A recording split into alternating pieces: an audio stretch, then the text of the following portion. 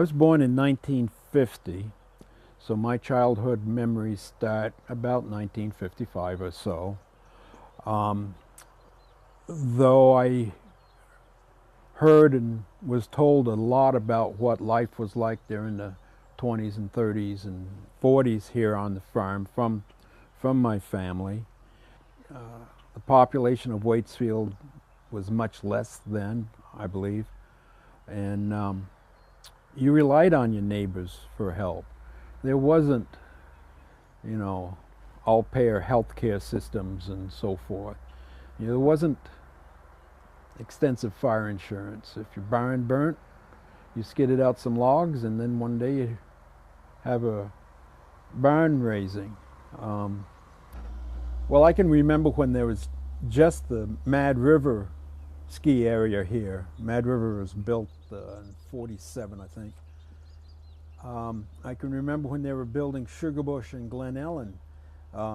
They would be burning the logs, the trees and everything, and at night you'd stand right here on the porch and you could see, like Glen Ellen, you could see the trails. They were all lit up with burning logs and everything, and the smoke coming off the trails up there, and that went on all summer long.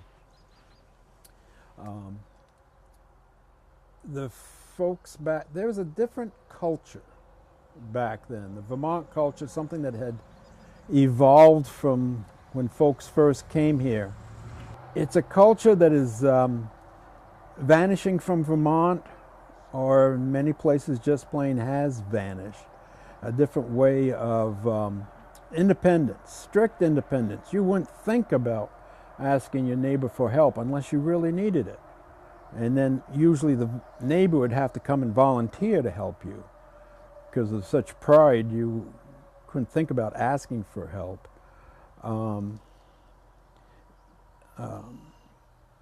Different things like deer hunting. That was, if a young man got a deer, it was something to be very proud of.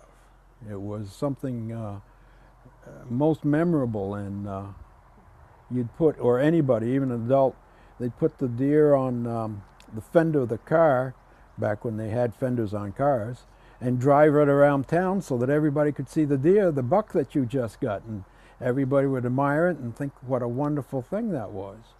I took a hunter safety course here a couple years ago with my son-in-law, and they were telling me that I should hide the deer if I ever shot one, because it might offend somebody. Well, I took that as an affront. I wanted to argue the point with the instructor, but I let it pass. But things that are very important to the older culture, the older folks, oftentimes are held in disdain these days.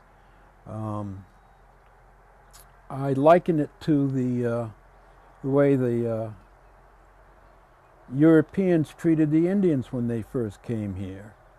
The Europeans looked at the Indians and said, "You're savages, you're using bows and arrows and rocks and stuff," and told them that their culture and their religion was wrong.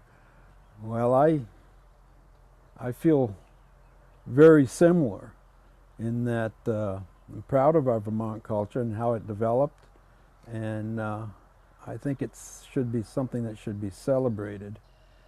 Peter Miller just put out a book, picture book, narration book, called Vanishing Vermont.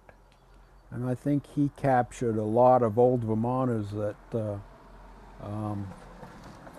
speak to the same thing, their memories and of independence and self-reliance and all. The center of Waitsfield was Bridge Street, Meharens and Bisbee's, the grocery store and the hardware store. One didn't have it, the other one did, and if either one of them had it, you didn't need it. And if you really wanted it, you probably would get the Sears and Roebuck catalog and handwrite it out and mail it in. And in a few weeks, it would come in the mailbox.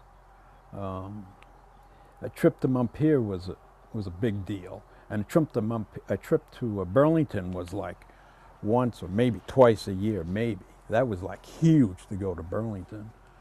Yeah, Meharrens and Bisbees moved to Irisfield, which was all hayfield.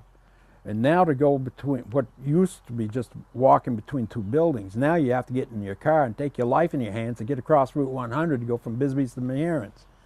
But that was all hayfield through there. Where Bisbee's hardware store was a big barn in there. Howard Kenyon was the last person to farm it.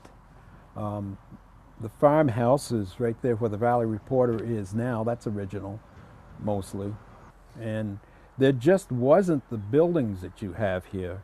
When the ski areas came in, there was a huge development right along Route 100 for restaurants and hotels, motels, and the like. And now that has moved, that clientele has moved back up onto the mountain. So the buildings were a lot sparser back then.